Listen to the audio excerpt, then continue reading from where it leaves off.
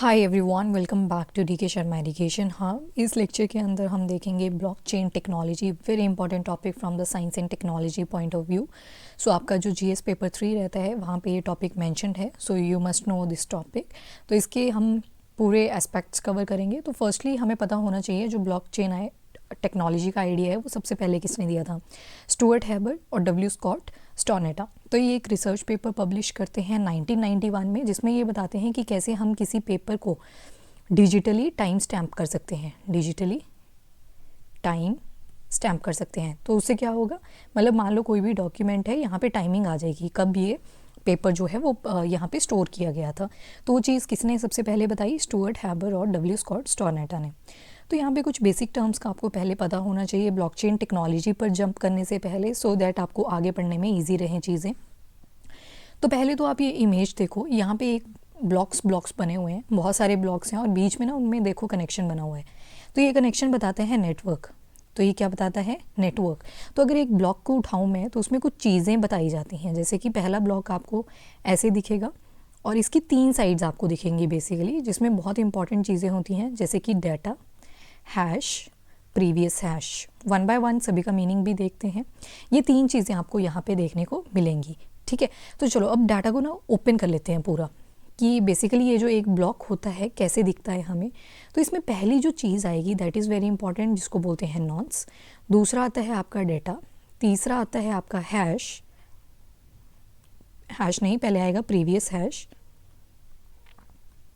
फिर आएगा हैश, इस तरह से। सो ये कुछ चीज़ें हैं जो कि आपको पता होनी चाहिए, एक ब्लॉक के अंदर आपको हमेशा देखने को मिलेंगी। ऊपर ब्लॉक नंबर भी दिया होता है, बट जो यहाँ पे हमें चीज़ पता होनी चाहिए, अब देखो जो भी ब्लॉक होगा ना, it is going to be a collection of records. आप इसमें अपने रिकॉर्ड्स रखोगे, वो आपका हेल्थ केयर का डाटा हो सकता है, स्कूल्स का डाटा हो सकता है, और कोई गवर्नमेंट का इंस्टीट्यूशन है उसका डाटा हो सकता है, बैंक की ट्रांजेक्शन हो सकती है, कोई भी डाटा आप इस ब्लॉक के अंदर चढ़ा सकते हो। फॉर एग्जाम्पल आपने अपना ब्लॉकचेन टेक्नोलॉजी यूज़ करना शुरू करा, तो this is going to be your first block. तो यहाँ पे क्या होगा, आपने डाटा पे चढ़ा दिया कि कोई मुकेश है, मान लो ये मुकेश का डाटा है, ठीक है। मुकेश ने क्या किया, रमेश को कितने बिटकॉइंस दिए, 2 बिटकॉइंस। तो बेसिकली जो यहाँ पे करेंसी यूज़ होगी वो क्रिप्टो करेंसी यूज़ होगी। तो मैंने एग्जांपल में बिटकॉइन ले लिया, तो 2 बिटकॉइन जब रमेश को दिए मुकेश ने, तो वो डाटा यहाँ पे रिकॉर्ड हो जाएगा। तो यहाँ पे एक नॉन्स भी जनरेट होगा, और नॉन्स मान लो 0 1 A 2 कुछ ऐसा नॉन्स क्रिएट हो गया, ठीक है। एक यहाँ पे हैश जनरेट होगा। जो हैश होता है ना, it's like a fingerprint. Fingerprint से मतलब है कि बहुत ज़्यादा यूनिक होती है ये चीज़, और जो एक नंबर एक डाटा के लिए स्पेसिफिक होगा। अगर आप ट्राई करते हो 2 की जगह 3 लिखने की, तो ये जो फिंगरप्रिंट है ये पूरा चेंज हो जाएगा। फॉर एग्जांपल अगर हैश था आपका 001 A 2 B, इस तरह से हैश जनरेट हुआ था, तो आपने क्या किया, अब आप ना इसको ऑल्टर करने की ट्राई कर रहे हो। मतलब आपने क्या कहा कि मैं मुकेश हूँ और मैंने रमेश को दिए थे अराउंड 10 बिटकॉइंस, पर पहले आपने कितना लिखा था, 2 बिटकॉइन। तो जब जैसे ही आप यहाँ पे वैल्यू चेंज करोगे तो आपका हैश पूरा चेंज हो जाएगा, ठीक है। तो ये जो हैश है ना, ये एक एल्गोरिदम के ऊपर चलता है जिसको बोलते हैं हैशिंग एल्गोरिदम। जस्ट बिकॉज हम यहाँ पे क्रिप्टो करेंसी ले रहे हैं बिटकॉइन, तो बिटकॉइन की जो एल्गोरिदम आती है उसको हम कहते हैं SHA-256 हैश एल्गोरिदम। अब ये 256 ही क्यों बोलते हैं, जस्ट बिकॉज जो आपका यहाँ पे नंबर आएगा वो होता है आपका 64 हेक्साडेसिमल कैरेक्टर, और हर एक कैरेक्टर के अंदर होते हैं 4 बिट्स। तो जब 64 को आप 4 से मल्टीप्लाई करोगे तो आपके पास आ जाएगा 256। दैट्स वाई ये जो एल्गोरिदम है इसको बोला जाता है SHA-256 हैश एल्गोरिदम। अब यहाँ पे लिखा है प्रीवियस हैश, तो प्रीवियस हैश तो कुछ भी नहीं होएगा ना, क्योंकि यहाँ पे हमारा ये पहला ही ब्लॉक है।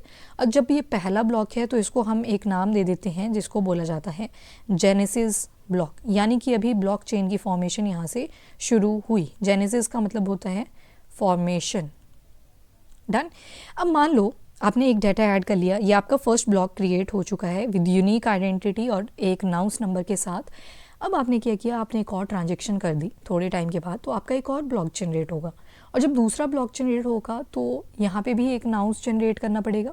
ये जो नाउंस होगा यहाँ पे बेसिकली इनको जनरेट करते हैं माइनर्स, मतलब आपको जब नया डाटा ऐड करना है तो उसके लिए एक ब्लॉक चाहिए होगा। तो वो जो ब्लॉक ऐड होता है that is done by the mining. और वो माइनिंग कौन करते हैं? वो करते हैं माइनर्स। बहुत सारे माइनर्स होते हैं, उनके बारे में हम डिटेल में देखेंगे अभी, बट फर्स्टली हमें ये पता होना चाहिए कि ये ब्लॉक के ऐड कौन करवाएगा। तो ये माइनर का काम रहता है। वो एक नॉन्स जनरेट करता है विच इज़ अगेन यूनिक। जैसे मान लो इसका बन जाएगा 01B2, कुछ इस तरह से नॉन्स जनरेट हो गया। फिर यहाँ पे डाटा आएगा अगेन, तो हम मुकेश की ही बात कर रहे थे तो मुकेश ही ले लेंगे दोबारा से।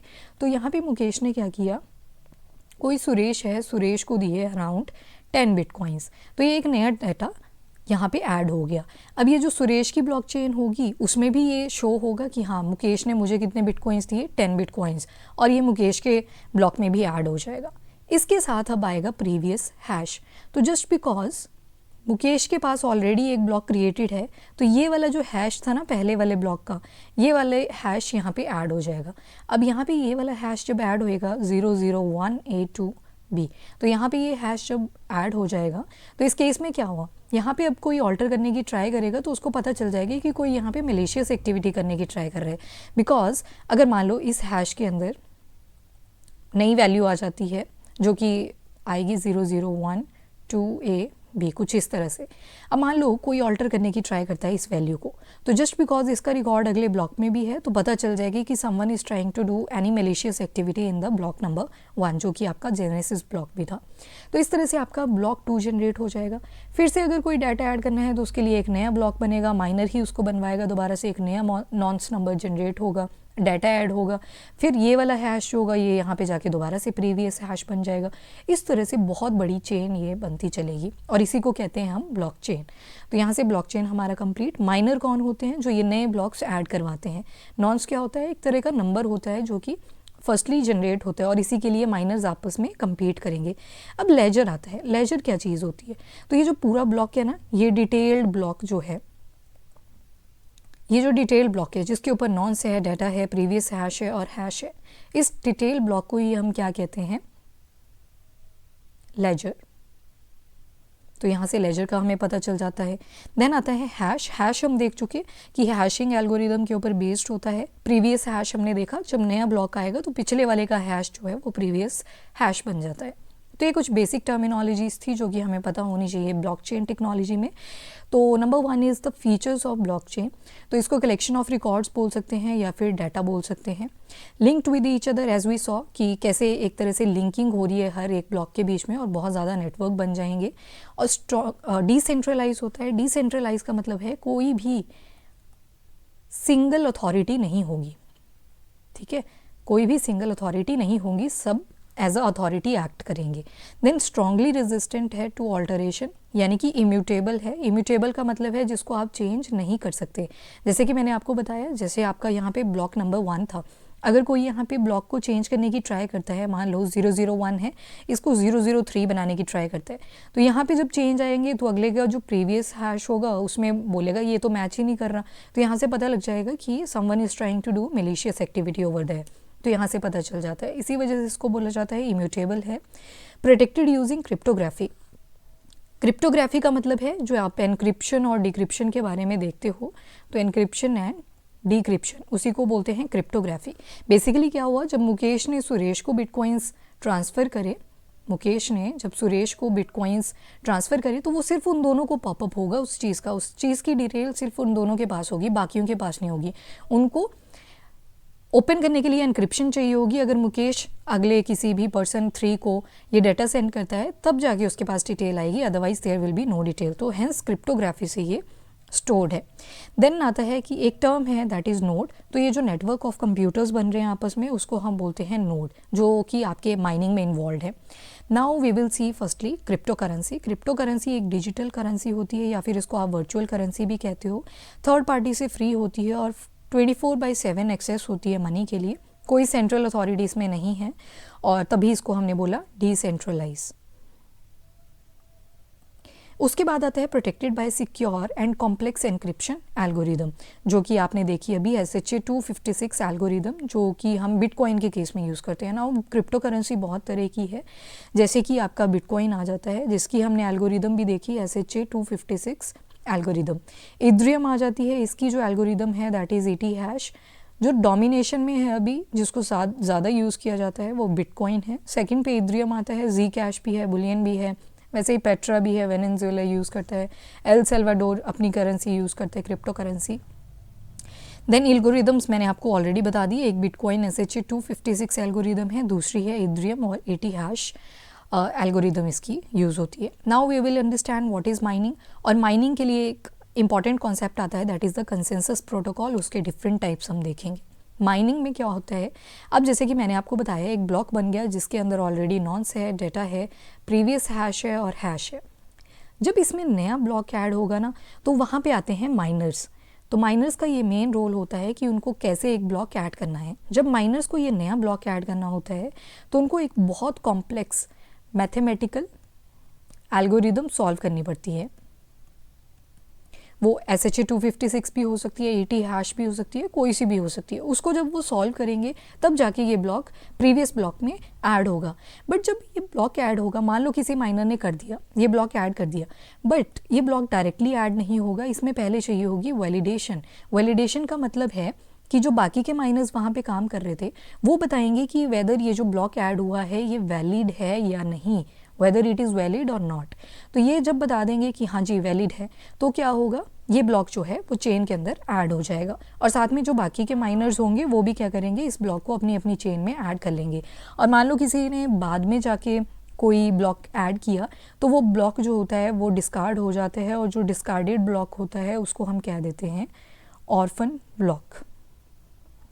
तो ऑर्फन ब्लॉक कुछ नहीं होता, जो डिस्कार्ड हो जाते हैं ब्लॉक्स उनको बोल देते हैं डिस्कार्डेड ब्लॉक। तो इस तरह से माइनिंग चलती है, और ये पूरी प्रोसेस जो है ब्लॉक को ऐड करने की, उसको हम कह देते हैं माइनिंग। नाउ यहाँ पे एक इम्पॉर्टेंट रोल आता है कंसेंसस प्रोटोकॉल। इसके हम मेनली टाइप्स देखेंगे। इसमें अब देखो आपने क्या लिया, वैलिडेशन लिया ना सभी माइनर्स का, तो इसको बोलते हैं कंसेंसस, कि सभी की कंसेंट ली, तो उसी को बोलेंगे हम कंसेंसस प्रोटोकॉल। अब कंसेंसस प्रोटोकॉल की भी फर्दर बहुत सारी टाइप्स होती हैं, जिसमें से हम 3 इंपॉर्टेंट देखेंगे। Number 1 is proof of work. Proof of work में क्या होगा, जब प्रीवियस ब्लॉक के अंदर नया ब्लॉक ऐड होगा, तो यहाँ पे बहुत सारे माइनर्स आपस में कंपटीशन करेंगे। और कंपटीशन क्यों होगा, जस्ट बिकॉज जो भी सबसे पहले इस ब्लॉक को माइन कर देगा उसको क्या दिया जाएगा, रिवॉर्ड दिया जाएगा। तो रिवॉर्ड में क्या होगा, कुछ बिटकॉइंस होती हैं, तो वो उनके जो भी अपनी चेन होती है उसके अंदर वो बिटकॉइंस ऐड हो जाते हैं। तो प्रूफ ऑफ वर्क में बेसिकली क्या हुआ, जो नोड्स होंगी they will compete to solve the complex mathematical puzzle, और they require significant computational power. जैसे कि बिटकॉइन और इथेरियम जो है वो प्रूफ ऑफ वर्क पे ही बेस्ड हैं। देन आता है proof of stake. Proof of stake भी सेम है, ब्लॉक के अंदर ब्लॉक ही ऐड करना है, बट यहाँ पे कोई कंपटीशन नहीं होता। क्यों नहीं होता, क्योंकि यहाँ पे जो माइनर होता है वो ऑलरेडी स्किल्ड होता है, इसकी एफिशिएंसी भी ज़्यादा होती है, और ये टाइम मतलब कम लेता है in order to add one block to the previous one. उसके बाद आती है proof of authority. Proof of authority में बेसिकली जैसे कि माइनिंग कंपनीज होंगी, अब किसी ने कंपनी ही खोल दी है माइनिंग करने की कि हम आपके ब्लॉक्स ऐड करवाएंगे, तो यहाँ पे क्या होगा, कुछ ग्रुप होगा पीपल्स का, या फिर यू कैन से माइनर्स का, इनको पहले से अप्रूवल मिला होगा कि आप माइनिंग करोगे। तो यहाँ पे कहीं ना कहीं हमें थोड़ी सी सेंट्रलाइज्ड अप्रोच देखने को मिलती है, because they are under the steering committee. किसी ने इनको अप्रूवल दिया है, तो ये चारों क्या करेंगे, एक साथ जो ब्लॉक है उसको ऐड करने की ट्राई करेंगे। तो इसमें और ज़्यादा एफिशिएंसी हमें देखने को मिलती है, बट कहीं ना कहीं इनका जो कंट्रोल है वो किसी और के अंडर है, तो उस वजह से हम बोल देते हैं कि कहीं ना कहीं यहाँ पे हमें डिसेंट्रलाइज का कॉन्सेप्ट नहीं दिखता। तो प्रूफ ऑफ वर्क और प्रूफ ऑफ स्टेक जो हैं दे आर मेजरली यूज्ड। इसके बाद proof of work, as I told you, यहाँ पे अवार्ड दिया जाएगा जो भी काम करेगा, और कंपटीशन होगा फॉर रिवॉर्ड के लिए। फिर आता है proof of stake. Proof of stake में हमने देख लिया क्या दिया जाता है, कोलेट्रल। कोलेट्रल का मतलब होता है एक चार्जिंग फ़ी लगा दी जाएगी, और जो माइनर है वो आपका ब्लॉक ऐड कर देगा, block added by taking a transaction fees. और जो परमिशन ब्लॉकचेन है वो प्रूफ ऑफ अथॉरिटी ही होती है, जहाँ पे कुछ ग्रुप ऑफ पीपल इन्वॉल्व होते हैं, या group of miners would be more better term. तो जो ग्रुप ऑफ माइनर्स होंगे वो इसमें इन्वॉल्व होंगे, और ये सारे क्या करेंगे, ब्लॉक को ऐड करने की ट्राई करेंगे। बट यहाँ पे डिसेंट्रलाइजेशन नहीं दिखती उतनी ज़्यादा, और अगर ये ग्रुप ना कोई मैलिशियस एक्टिविटी करने की भी ट्राई करता है, तो वो पता चल जाता है कि they are trying to do some malicious activity, और उस केस में इनकी रेपुटेशन डाउन होती है और इनके बिटकॉइंस भी लॉस हो जाते हैं। तो we have seen all these things, that is the proof of work, proof of stake and proof of authority. Now advantages. Number 1 is the security. Ability to withstand attacks and maintain data integrity, पहली तो आ जाती है security provide कर रहा है, just because previous hash ये दोनों चीज़ें इन्वॉल्व हैं। जब अगला ब्लॉक बनेगा तो प्रीवियस हैश उसमें आ जाता है, यानी कि जो लास्ट वाला ब्लॉक था उसका हैश प्रीवियस हैश बन जाएगा नए वाले ब्लॉक में। फिर आती है scalability, capacity to handle increasing transaction volume. तो देखो, एक तो इसके अंदर टेंडेंसी होती है कि बहुत सारे ब्लॉक्स एट अ टाइम बनेंगे, बहुत सारी ट्रांजेक्शन चलती रहेंगी, तो इसके अंदर कहीं ना कहीं एबिलिटी होती है कि वो इतना ट्रांजेक्शन वॉल्यूम होल्ड कर लेता है। एनर्जी एफिशिएंसी है, यानी कि जिसके पास काफ़ी फास्ट प्रोसेसर है वो ज़्यादा फास्ट इसको ऑपरेट कर लेगा। देन डिसेंट्रलाइजेशन है, यानी कि कोई सिंगल अथॉरिटी इसको कंट्रोल नहीं कर रही, so we can say decentralised है। What if someone try to do malicious activity, अब दो पॉसिबिलिटीज़ हैं मैलिशियस एक्टिविटी में। एक हम देख लेते हैं कुछ इस तरह से, मान लो ये कुछ ब्लॉक्स हैं और ये जो ब्लॉक नंबर 2 है इसके ऊपर कोई मैलिशियस एक्टिविटी करने की ट्राई कर रहा है। मैलिशियस एक्टिविटी कैसे होगी, मान लो इसका जो डेटा था यहाँ पे लिखा था कि मुकेश ने दिए रमेश को 2 बिटकॉइंस, तो 2 बिटकॉइंस की जगह पे वो मैलिशियस एक्टिविटी करने की ट्राई कर रहा है, 10 बिटकॉइन लिखने की ट्राई कर रहा है। तो अब जैसे ही वो 10 लिखेगा ना, तो यहाँ पे था हमारे पास प्रीवियस हैश और यहाँ पे था हमारे पास हैश, तो जो हैश है ये पूरा चेंज हो जाएगा, पूरी इसकी वैल्यू ही चेंज हो जाएगी। जो 64 हेक्साडेसिमल कैरेक्टर देखते हैं हम, पूरा चेंज हो जाएगा। वो एक बड़ा लंबा नंबर होता है 001234A2BC लाइक दैट, और ये पूरा चेंज हो जाएगा। और जैसे ही ये चेंज होगा तो अगले ब्लॉक में नोटिफिकेशन आ जाएगा कि someone is trying to hack the previous block, क्योंकि यहाँ पे अब जो हैश यहाँ पे चेंज हुआ वो प्रीवियस हैश इधर जो होगा उससे मैच ही नहीं करेगा, और जब मैच नहीं करेगा तो इससे पता चल जाएगा और ये आगे की फाइल्स जो हैं वो करप्ट होती जाएंगी। डन। दूसरी जो मैलिशियस एक्टिविटी हो सकती है वो कैसे हो सकती है, मान लो जो लास्टली एडेड ब्लॉक था उस पर कोई मैलिशियस एक्टिविटी करने की ट्राई कर रहा है, तो अगर लास्ट वाले ब्लॉक के ऊपर कोई मैलिशियस एक्टिविटी करने की ट्राई कर रहा है, अगेन सेम डाटा ले लेते हैं कि मुकेश ने रमेश को दिए थे 2 बिटकॉइंस, बट इस पर someone is trying to add कि नहीं 2 नहीं दिए थे 10 बिटकॉइन दिए थे, तो इसका पूरा हैश जो है वो चेंज हो जाएगा। अब जब इसका हैश चेंज होगा ना, तो अब थोड़ी पता लगेगा आगे कि हाँ इसको कोई मैलिशियस एक्टिविटीज़ के ऊपर करने की ट्राई कर रहे हैं। बट येस, एक चीज़ होगी यहाँ पे, वो होगी कि अब चाहिए होगी वैलिडेशन। तो जो बाकी के माइनर्स होंगे उनको भी यही लगेगा ना कि someone is trying to add a new block, but जब वो माइनर्स देखेंगे तो उसको क्या डिक्लेयर कर देंगे, इनवैलिड। तो इस तरह से ये मैलिशियस एक्टिविटी अगेन रुक जाएगी। देन आता है सेंट्रल बैंक डिजिटल करेंसी। तो India is also trying to opt for some crypto currency, जैसे कि ई रुपी की वैल्यू जो होगी वो आज के 100 रुपये के बराबर होगी, बट स्टिल अभी इस पर इम्प्लीमेंटेशन चल रही है। 2 पर्पज़ से इसको यूज़ किया जाएगा, एक तो होगा जनरल पर्पज़ जो कि डेली लाइफ में यूज़ करते हैं, पब्लिक भी इसको यूज़ कर सकेगी एंड गवर्नमेंट तो करेगी ही। होलसेल पर्पज़ में मतलब जो बल्क में ट्रांजेक्शन्स करते हैं उनके लिए होलसेल पर्पज़ आएगा। इसका मतलब है कि जैसे अगर मान लो इंडिया को क्या करना है, IMF से लोन लेना है, इंटरनेशनल मॉनेटरी फंड से, तो वहाँ पे क्या करेंगे, ये डायरेक्टली ब्लॉकचेन टेक्नोलॉजी के थ्रू ट्रांजेक्शन करेंगे। क्यों? क्योंकि यहाँ पे एक तो ट्रांजेक्शन फ़ीस रिड्यूस कर जाएगी। जब बैंक के थ्रू हम लोन ले रहे हैं या फिर पैसे सेंड कर रहे हैं किसी भी कंट्री को, तो उस केस में ट्रांजैक्शन फ़ी वो बहुत ज़्यादा हाई होती है, तो उसको रिड्यूस करने के लिए यहाँ पे ये लोग क्या करेंगे, ब्लॉकचेन टेक्नोलॉजी को यूज़ करेंगे, जिससे जो ट्रांजैक्शन फ़ी है वो भी रिड्यूस हो जाएगी। Now there is an application of this blockchain technology again. तो बैंकिंग सेक्टर में कई बार क्या होता है, जब हम पेमेंट करते हैं कई बार टेक्निकल इशू आते हैं, आपको मैसेज आ जाएगा कि यस आपके अकाउंट से पैसे डिडक्ट हो चुके हैं, बट जिसको क्रेडिट होने थे वो बोल देगा आपको कि मुझे तो रिसीव ही नहीं हुए। So there might be some technical issue जो कि आपको ब्लॉकचेन टेक्नोलॉजी में नहीं देखने को मिलेगा। अकाउंट्स हैक होते हैं वो भी सुनने को मिलता रहता है। देन ट्रांसफ़र लिमिट एक्सीड कर जाती है, कई बार आपने जितना किसी बैंक का पर्टिकुलर ट्रांसफ़र लिमिट था उसको आप एक्सीड कर रहे हो, तो वहाँ पे आपको फिर उसके बाद आप क्या है दोबारा से ट्रांजेक्शन नहीं कर सकते। देन हाई ट्रांसफ़र चार्जेस, जब आप मनी एक अकाउंट से दूसरे अकाउंट में भेज रहे हो तो हो सकता है जो ट्रांजेक्शन फ़ीस है वो ज़्यादा लगे, तो वो ब्लॉकचेन टेक्नोलॉजी में बहुत कम देखने को मिलेगी। तो अब आता है क्वेश्चन कि क्या इंडिया यूज़ करती है ब्लॉकचेन टेक्नोलॉजी। अभी ये नहीं बोल सकते कि सारे सेक्टर्स में ब्लॉकचेन टेक्नोलॉजी को इंडिया यूज़ कर रही है, बट येस कुछ सेक्टर्स में कर रही है। जैसे अगर लैंड रजिस्ट्री का एग्जांपल लें तो जो आंध्र प्रदेश है, आंध्र प्रदेश, इसके अलावा कर्नाटका, कर्नाटका के बाद तेलंगाना, ये तीनों स्टेट्स काफ़ी ज़्यादा ब्लॉकचेन टेक्नोलॉजी को यूज़ कर रहे हैं in order to do land registry, क्योंकि आपको पता है जो लैंड रिलेटेड डिस्प्यूट्स हैं इंडिया के अंदर क्या बाहर की कंट्रीज़ में भी बहुत ज़्यादा होते हैं। दैट्स वाई उस चीज़ को रिड्यूस करने के लिए और जो जेनेसिस है उस जनरेशन टू जनरेशन जो लैंड ट्रांसफ़र हुई है उसकी एक्यूरेट ऑथेंटिक हमारे पास डिटेल्स हों, तो उसके लिए ब्लॉकचेन टेक्नोलॉजी यहाँ पे यूज़ करी जा रही है। इसके अलावा बैंकिंग सेक्टर में भी यूज़ कर रहे हैं अब ब्लॉकचेन टेक्नोलॉजी, जैसे कि आपका इंडस इंड बैंक है, then bank of Baroda, Canara bank, ये सारे भी ब्लॉकचेन टेक्नोलॉजी को यूज़ कर रहे हैं फॉर द ट्रांजैक्शन पर्पस।